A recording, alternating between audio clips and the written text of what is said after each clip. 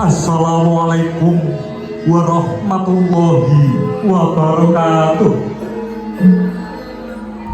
Berkah dalam Gusti awinan astuna masidi sinidaha dera Sangmur Bengrak kang mangliputi sarate dene ulun mangayun mangirtia renyanan pauti rahayu sagung dumadi Rahayu pring sagung sangai dumadi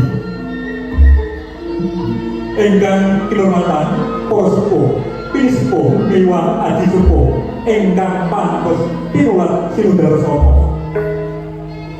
mrikipun dumateng kulawarga Bapak Dias Aji lan Ibu Berlian Aurelia miwah warga agung Bapak Ilham Arifin lan Ibu Tasya Regita para kadang kakung putri rada muda minulya minangka purwanganipun atur sumangga tansah mojoaken dedonga mring Gusti ingkang Maha Asih kanthi pangertanipun daya mugi-mugi penganten kekalih elok rejeki lestari putri kinasih Bapak Dias Aji ingkang kajalukrama kaliyan Sulaiman Damiri putra kinasih Bapak Ilham Arifin saged dados kulawarga ingkang kebak ingkang nugrahan ayem tentrem aweh sempring sasoma samaning dumadi pramila menyambut bapak dan menika kemanten kula ngaturaken natamanipun acara sepisan pembuka kanthi isinipun pengantin putri ing sasana pinebut kali pengantin kakung lan pangobyo tumuju sasana kanjen tiga kacelepasan panampi pengantin ingkang badhe kapragen dening Bapak Ilham Arifin duta saraya kulawarga pengantin kakung tetapi Ibu Nia Lestarian duta saraya pengantin putri sekawan ada panggil pengantin dalam Surakarta Hadiah ngantos paripurna kepanggih juru adat Ibu Yulia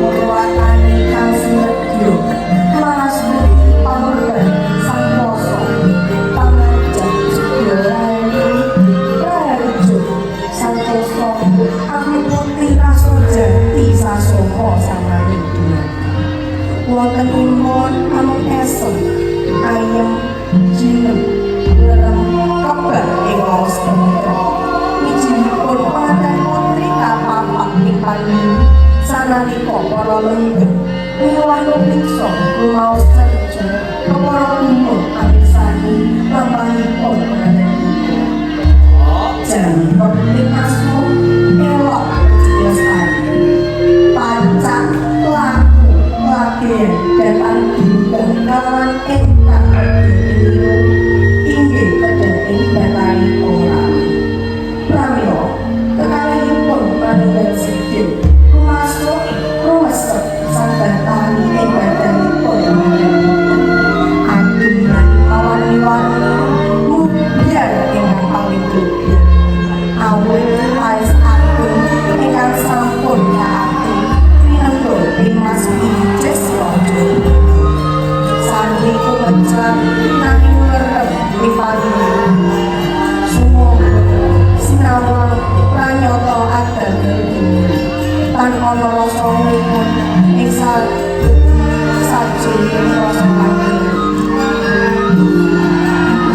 tunduk sekar bidang pinatah ingkang manjuk alis mundhak sapisan amurga hidup netra ingkang kasiring mantra lati mantis kaarah papapaiswani muga sedaya sami pinantuk awet dasar banten pengantin ing matrapi adegan Prabu ingkang sampun diurba dening andhap sadaya malah kepara kang menak madya kebak sinebet dening sarira andhada garuda pinastika sinawang endah dapan ribu ing penggali ingkang sampun yarsa sedaya kaparingan ing daya jari ingkang tansah tegakaken edilan rene tumuju ing sedulur utawi pepanggilan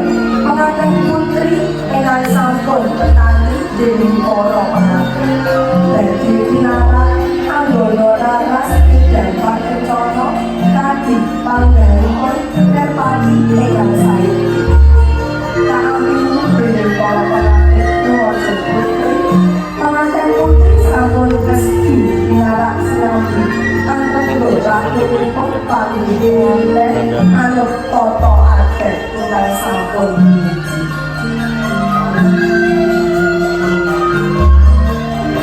kamera paripurna lamahipun pengantin putri lan keluarganipun silet sajroning panggilan tumuju ing adicara saklajengipun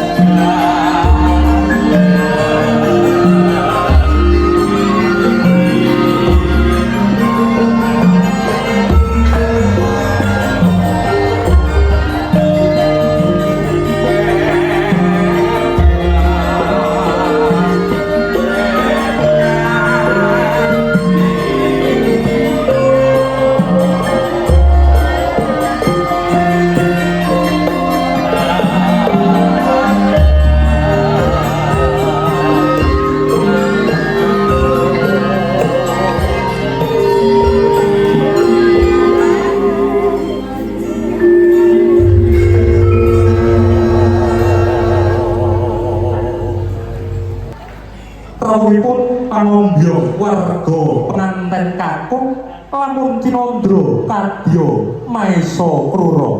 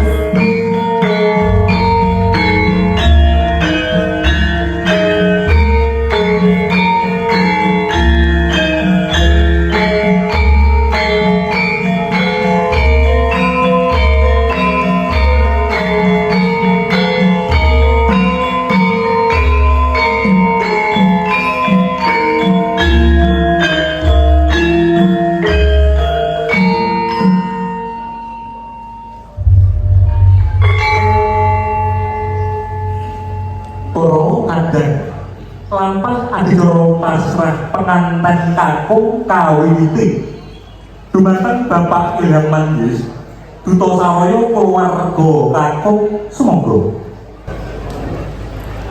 Assalamualaikum warahmatullahi wabarakatuh. Berkah dalem Gusti sinalira mring jiwa raga panjenengan miwah kula rahayu sagung dumadi rahayu mring sagung sakehipun dumadi ingkang kinurmatan para sepuh wili sepuh miwah haji sepuh ingkang pantes dipun tuladen mliginipun kulawarga Bapak Dias Aji lan Ibu Berlian Aulia pangemban praja ingkang tansah rewogan rahajanipun Gusti. Para kadang kakung putri rada muda minulya minangka purwakanipun atur sumangga panjenengan miwah kula mujuaken puja stuti dumateng Gusti ingkang Maha Asih pranyata awit saking kawilujenganipun saged mangempal wonten ing papan menika. Bapak Dias Aji lan Bapak Ilham Arifin manggih rahayu rukun ayem tentrem. Dumateng penganten putri kula Cumataka matur amangili Bapak Ilham Arifin ingkang boten kuawi matur piyambak.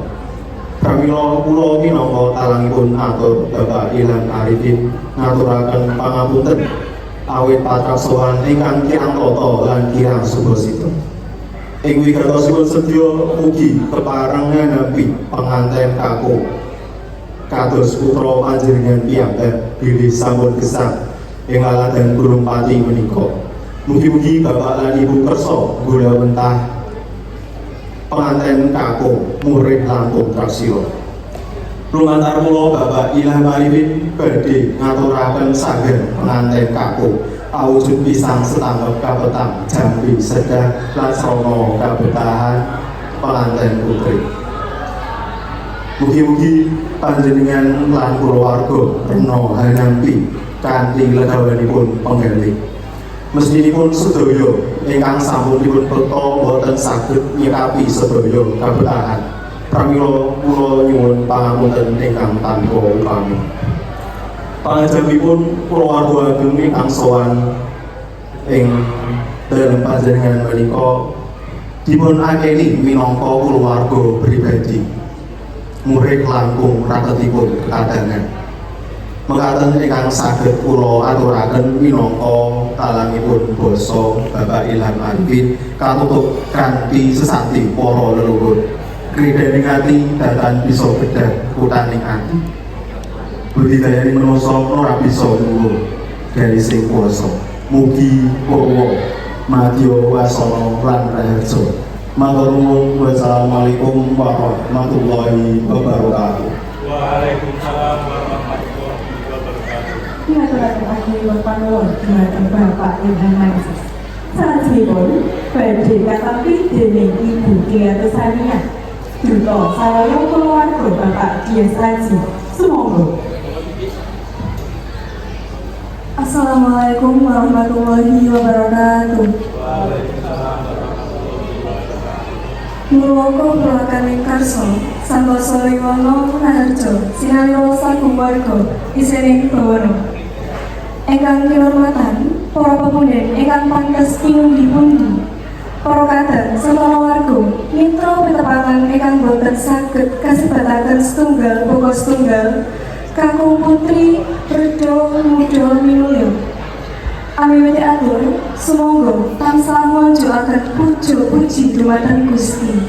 Mugi-mugi asih lan wilasanipun tansah karetaken mring panjenengan miwah kula. Anjalari kasantosan, karaharjan lan kawilujengan ingkang boten wonten tilasipun. Mliginipun gancar lancar mring tumapaki adicara dawuhipun panganten elok rejeki lestari lan Sulaiman Damiri ing kalenggahan punika. Kula amangili kadang-kadang sepuh kula keluarga Bapak Dias Aji kebarengaken anak pirawuhipun keluarga agung Bapak Ilham Arifin. Kepara lumantar Bapak Ilham Manggis wigatosipun sedya sampun kababaraken. Sedaya badhe katampi kanthi bombong birawalipun penggalih dening Bapak Dias Aji lan kula wangsa. Nyuwun inti palelahipun penganten kekalih badhe kadhawuhaken anut lampah adat ingkang sampun kapiji dening Bapak Dias Aji lan kula wangsa. Awit saking menika keluarga agung penganten nyuwun ibu-ibun palilah lan pangestu mugi gancar samukawisipun. Sedaya sanggan ingkang sampun katampi awujud pisang setangkep jampi sedah mas lan sesandangan. Menapa dene pacitan lan daharan kasunyatanipun murakabi mring keluarga penganten putri. Bilih mugi-mugi panjenengan sedaya kasuwun pinarak kanthi jenah.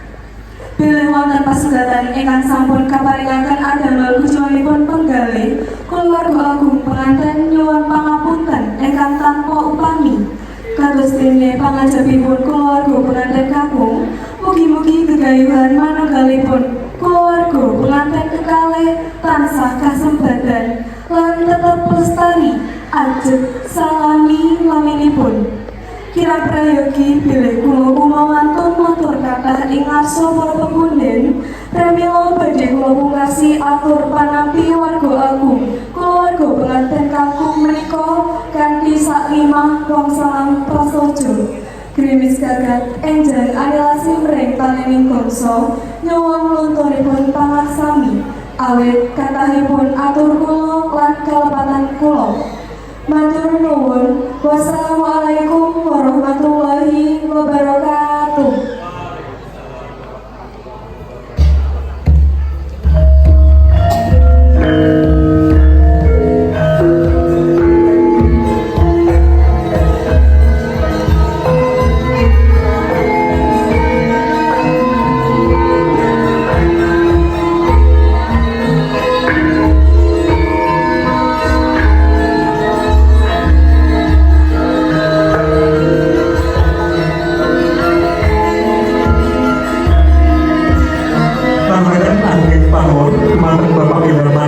Lan Ibu Lia Rusania Duto keluarga penganten kalih.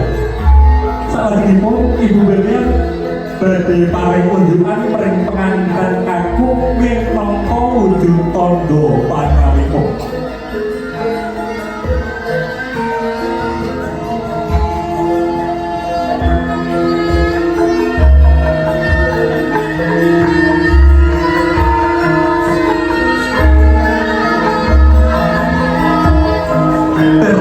Ingkang dipun unjuk inggih sumber pagesangan keluarga penganten putri kalebet penganten putri. Tegesipun penganten kakung sampun katampi kados dene putranipun pribadi. Semanten ugi sang-sangan kelati utawi kawung kembang ugi kaparingaken dening Bapak Dias Aji dumateng penganten kakung.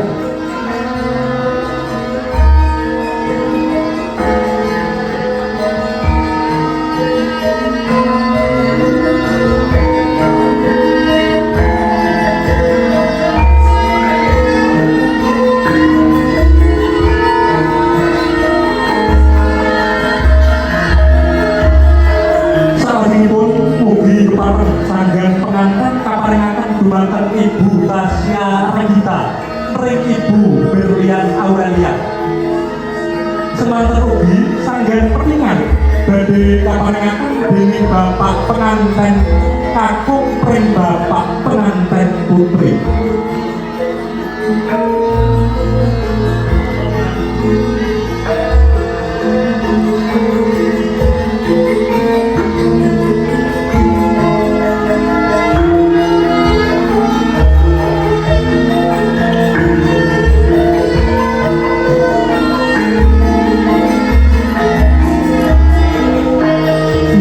Sampun kaparingaken mugi-mugi diruadat kersa siaga mandhengani panggihipun penganten kekalih kanthi tata adat panggih Surakarta Hadiniklat. Nyuwun pamrihipun pangestu.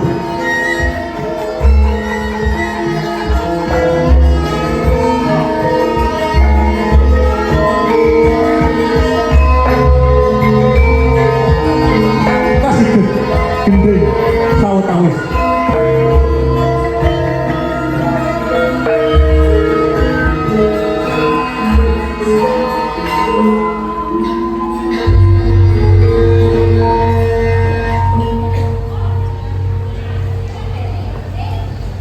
Pengantin putri mandar saking palunggahan kapan ada mongso sabaran.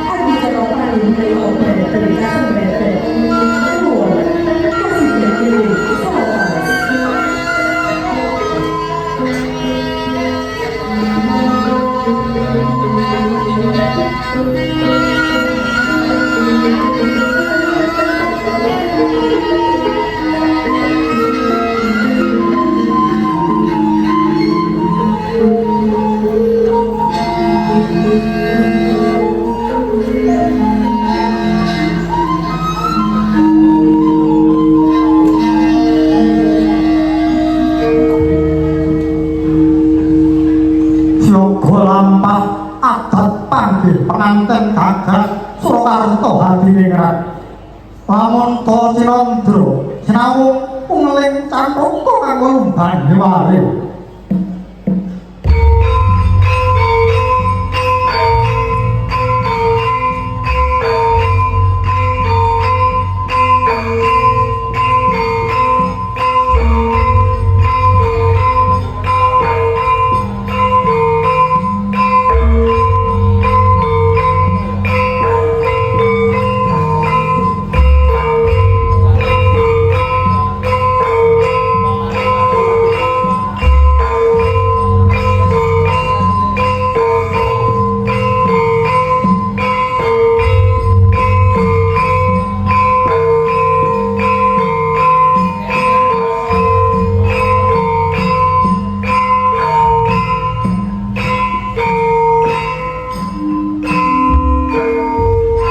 olah raga olah budi olah arsa olah rumah arsa olah kabeh dumilah mundi meneh asmaning Gusti ingkang Maha Wirah maharani panggihipun pengantin kalih ingkang linambaran ayem tresna asih salami-laminipun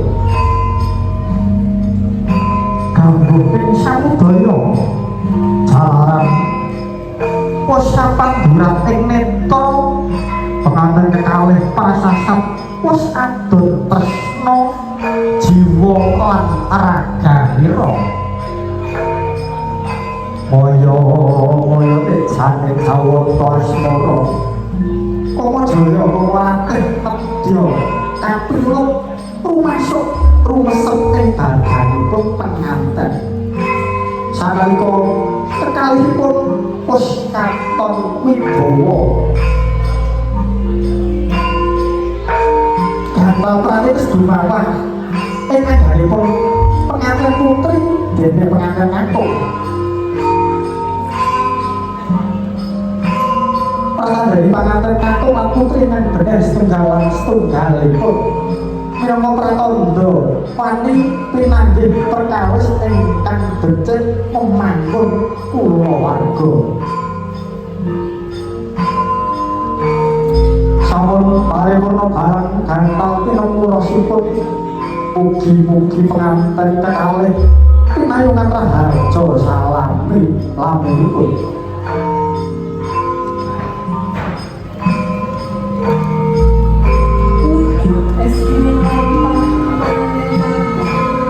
Dadosaken pengantin putri nambah prasetyo mring wadya samangsa parabotanipun tiyaan tiga sampun sawetara pengantin putri nyuwun garwanipun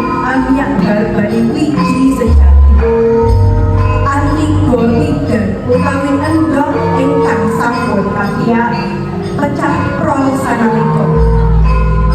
Wujudipun dados tigan warni klothokan, kuningan lan warni bening. Antika minangka wewarah ketigan sastra wedok bener, jujur lan adil ingkang ugi sinebat Trisula wedok. Mugi-mugi sifat ketiga ing wujudipun Antika rumasuk rumesep mereka danipun penganten dadiya lelambaran laku pemangun endahing kulawarga.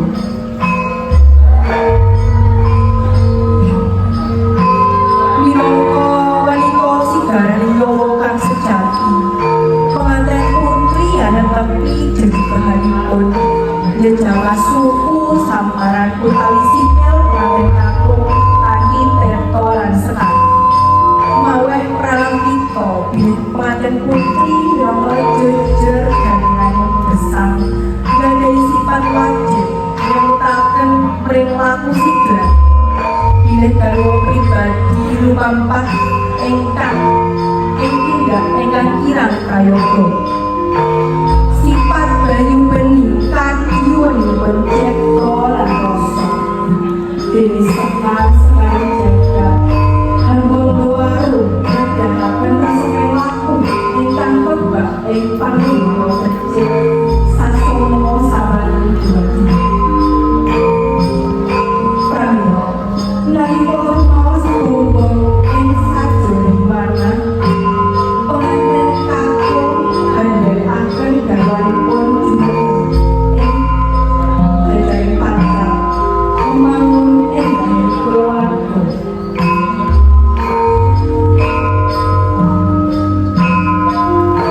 Ibu sampun nyarso lampahipun menganten.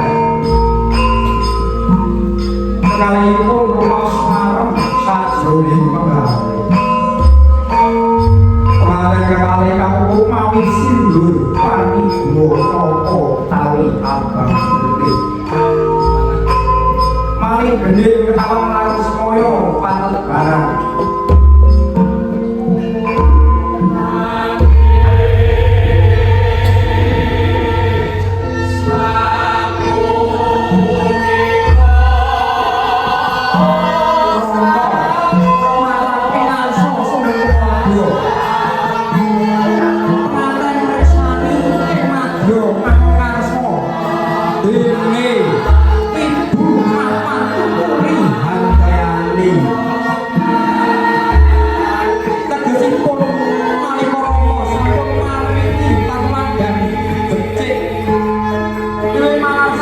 Sang pengantin putri ngantos jatuh ramanipun. Pengantin kesedu nyinaoni patuladan becik punika. Pramila ngendheng pengantin bakal itu anggapan keluarganipun ingkang sae.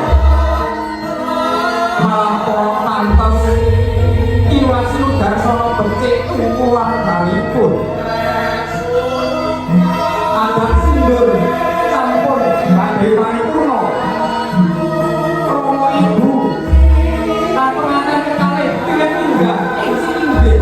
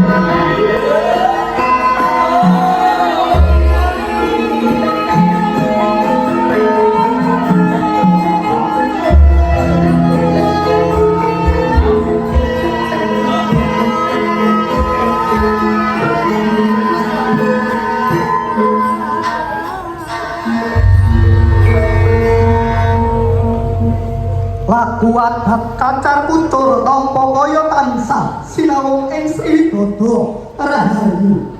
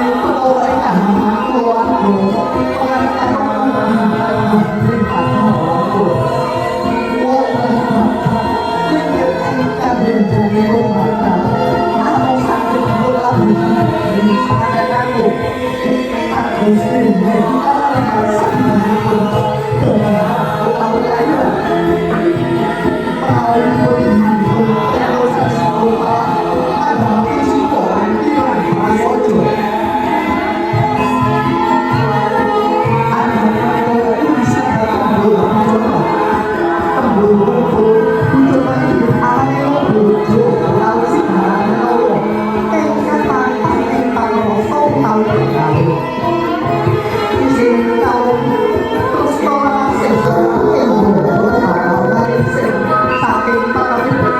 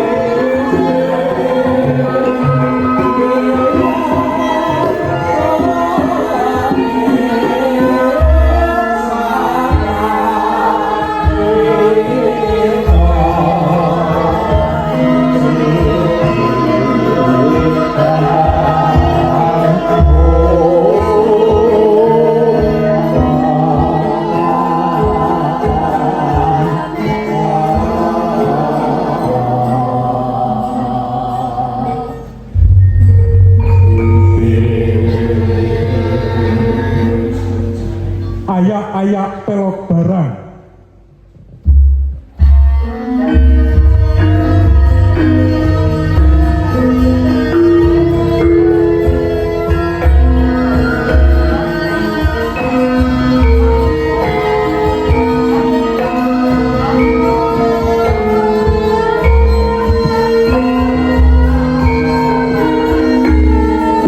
Bapak Dias Aji saha Ibu Berlian kasuwun jengkar saking papan palenggahan tumuju ing dampar Tinajan.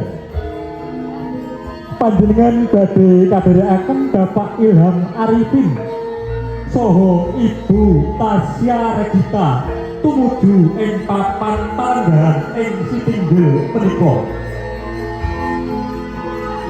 Awit saking panggalipun paturaken agunging panuwun.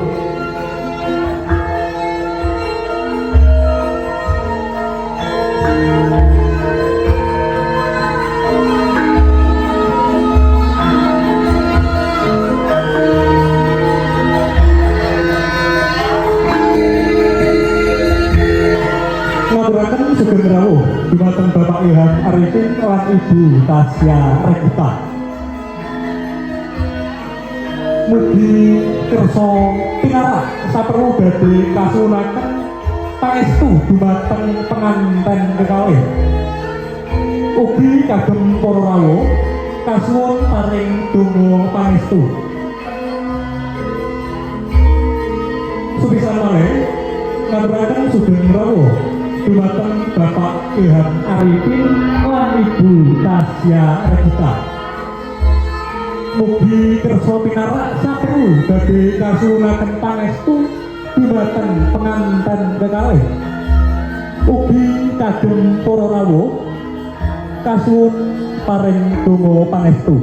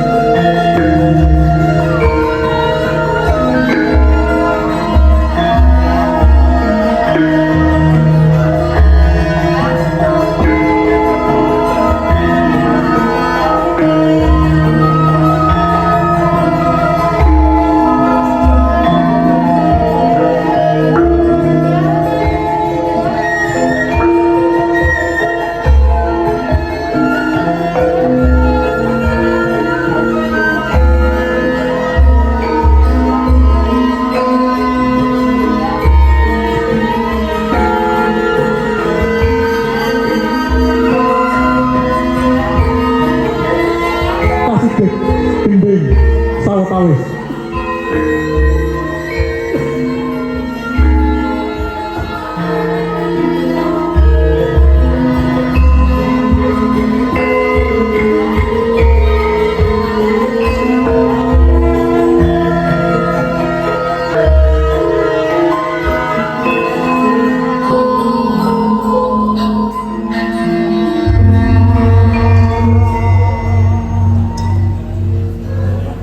Ngelambang lan masuk ke penganten mriboka ibu penganten kanali pramila dhumateng panjenenganipun Bapak Ilham Aziz kasuwun pitutur penganten lan badhe nyuwun titip kabutok sawetawis kairing paketan sekar Mas Kumambang.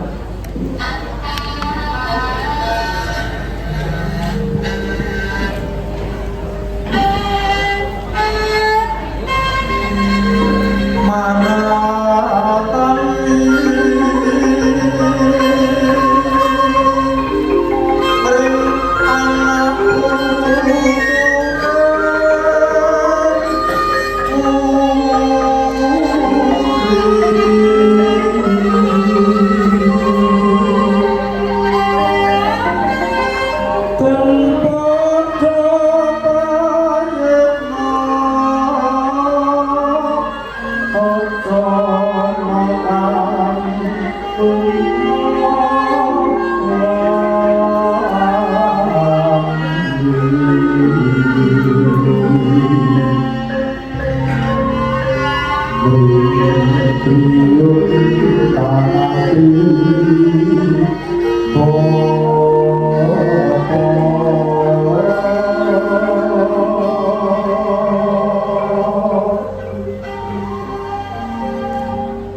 kali sumpah pada orang itu lakuin kahkan sejo lamun totalnya ide awet pianti terjadi tersno peromolan ibu biro abuai kawan pianti karu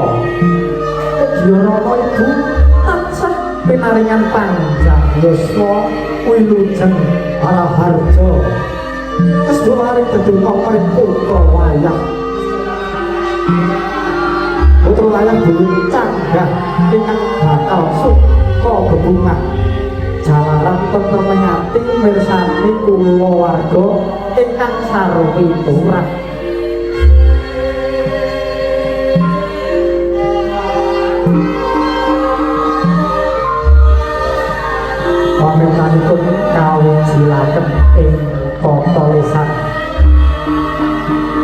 dititipake anakku lanang yo. Iki bisa dulu. Swasana menika karos anang semi awet kawiniti kanthi swasana rukun sekaring kulawarga.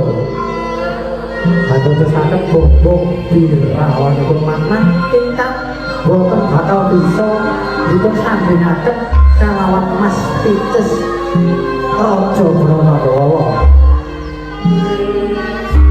Keluar pidhatosipun kalbu ujiya tansah asuh supa manaksana nonton rukun bintang salam ilanipun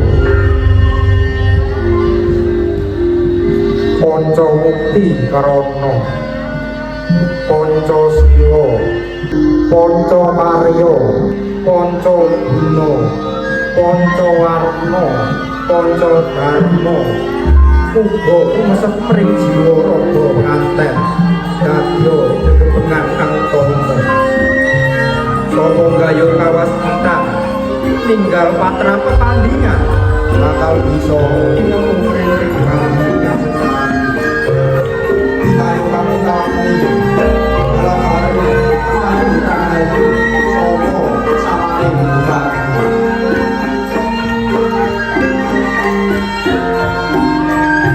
Sahabatipun kasuwun buta pantutup paparaken karismaga penganten ingkang sanipun penganten ngaku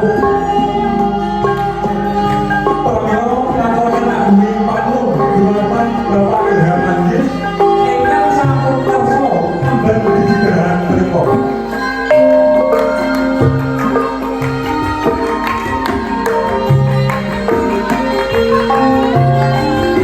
Sasampunipun mangsa nuwun keparengipun panjenengan kersa pinarak lan ngreseki swasana ingkang sampun kagelar dening kulawarga agung penganten. Kasih dening saprawis.